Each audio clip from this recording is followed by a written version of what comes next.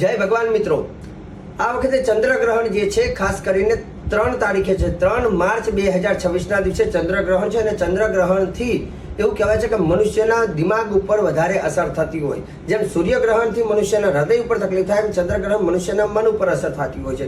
તો ચંદ્રગ્રહણમાં ગર્ભવતી મહિલાએ કઈ બાબતનું ધ્યાન રાખવું જોઈએ?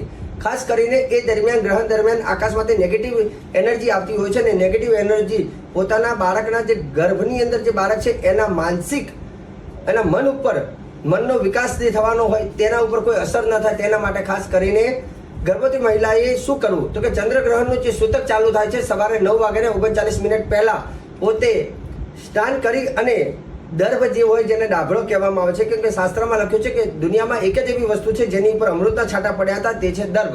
તો દર્ભ જે છે પોતાની જોડે રાખવાથી એ ચંદ્રગ્રહણની અસરોમાંથી એને મુક્તિ મળે છે.